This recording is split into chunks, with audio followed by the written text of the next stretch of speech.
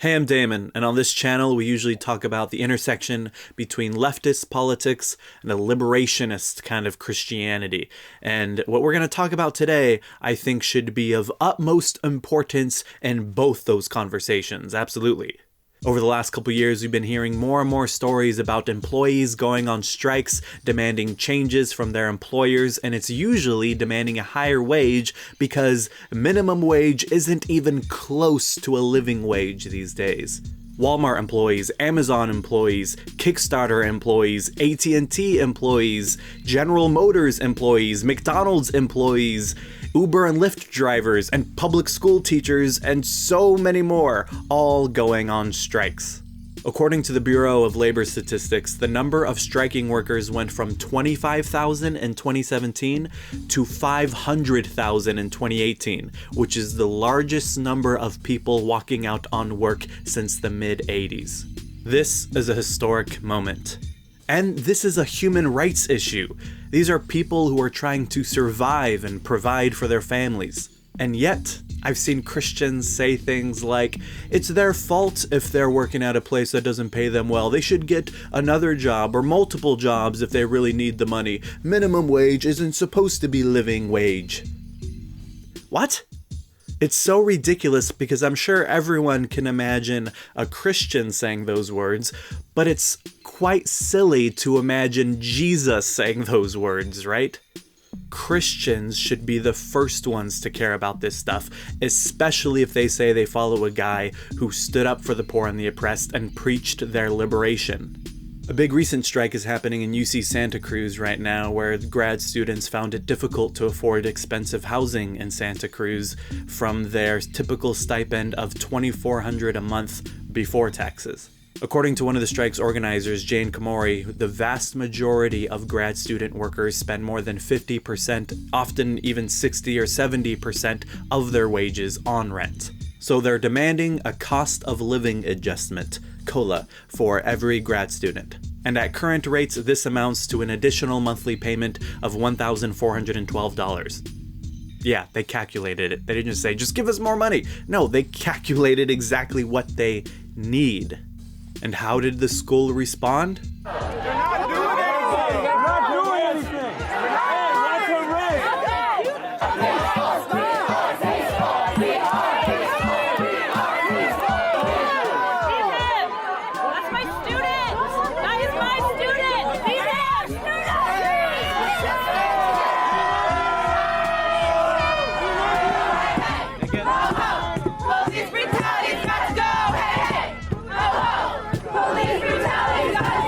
Yeah. Oh, and firing over 70 of them. And that's just as of now. They may fire and arrest even more of them. And now, the strike has spread, and people are striking even at UC Santa Barbara, UC Davis, UC Berkeley, UCLA, UC San Diego, UC Irvine, UC Riverside, UC Merced, and UC San Francisco. Worker strikes aren't slowing down. And if you're against workers striking, then maybe you're the one who needs to slow down and rethink your stance on these things. And the only reason strikes are even necessary is because our country doesn't even actually believe in the benefits of democracy. We say we practice democracy in politics because democracy is the best way to run society and stuff, but our workplaces are run like dictatorships. And that isn't hyperbole. Employees have no say in how their workplaces run, how much they are paid, even if that means being paid enough to have a living wage, or the benefits they receive. And before you say, oh, well, your workplace doesn't owe you any of that stuff, consider this. We live in a world where the resources we need to survive come from privatized industries that we need to pay for. And so we're forced to sell our labor to these workplaces that pay us whatever they want, can fire us whenever they want, and we're supposed to be grateful because they did us the huge favor of letting us work there, but still won't give us what we need to survive, to pay for the resources that we need to survive. And consider this.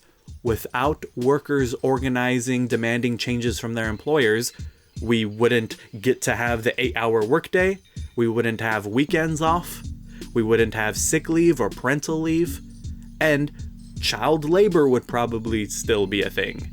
And to add to the outrage that leads to these fights for justice, today the average CEO makes about 270 times more than the average employee. In 1978, they only made 20 times more. Also, from 1978 to 2018, the average CEO compensation grew 1,007%, while the average employee compensation grew 11.9%. This exploitation should be seen as an injustice by everyone, and should be seen as sin by Christians. Absolutely, this is what sin is, right? But Christians have become subservient to the dominant culture, wedding capitalist ideology with Christian ideas and totally twisting the original radical vision of Jesus, who preached the good news of liberation to the poor. The church has fallen victim to this neoliberal individualistic ideology that says those who have more power and wealth got there because they worked really hard and they deserve it, and if you're not there, it's because you're not working hard enough and something's wrong with you. It says every success you have is because of your effort alone, and every fault and failure you have is your fault alone.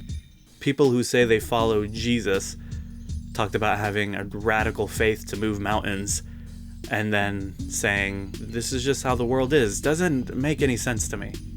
This isn't right. Christians should be on the side of the poor and oppressed every single time. Christians should be the first ones to care about those who are exploited everywhere, every time. Jesus' first sermon in Nazareth begins with him quoting Isaiah and saying, "The Spirit of the Lord is upon me, because he has anointed me to bring good news to the poor. He has sent me to proclaim release to the captives and recovery of sight to the blind, to let the oppressed go free, to proclaim the year of the Lord's favor." A Christian's faith shouldn't be just about holding specific beliefs. It should be about how we live in the world and how we respond to injustice.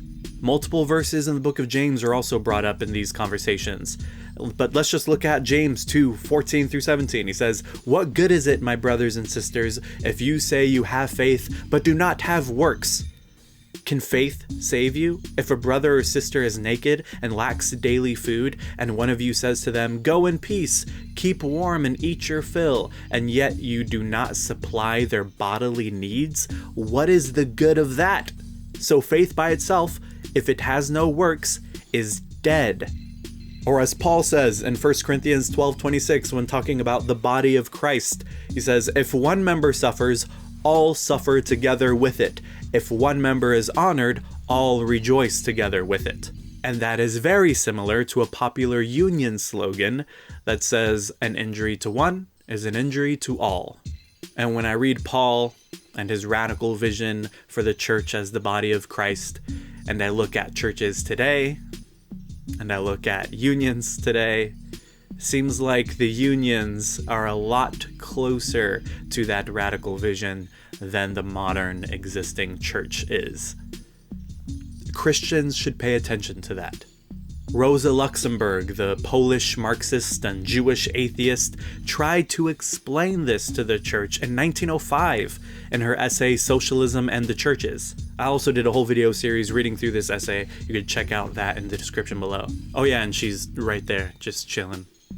But she led workers' strikes against tremendous opposition, but she was especially shocked to see that opposition coming from Christian churches, because she would lead these strikes and then see priests preaching against the strikes. And so she wrote this whole essay going through the entirety of church history from Jesus to the present day to explain to these modern Christians why they should be the first ones to support workers and the strikes. And she starts off this whole epic essay saying, "From the moment when the workers of our country and of Russia began to struggle bravely against the Tsarist government and the capitalist exploiters, we notice more and more often that the priests in their sermons come out against the workers who are struggling. It is with extraordinary vigor that the clergy fight against the socialists and try by all means to belittle them in the eyes of the workers.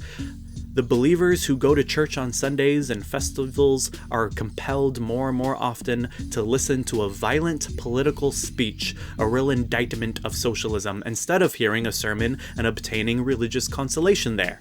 Instead of comforting the people who are full of cares and wearied by their hard lives who go to church with faith in Christianity, the priests fulminate against the workers who are on strike and against the opponents of the government. Further, they exhort them to bear poverty and oppression with humility and patience. They turn the church and the pulpit into a place of political propaganda. And doesn't so much of the church today still look the same?"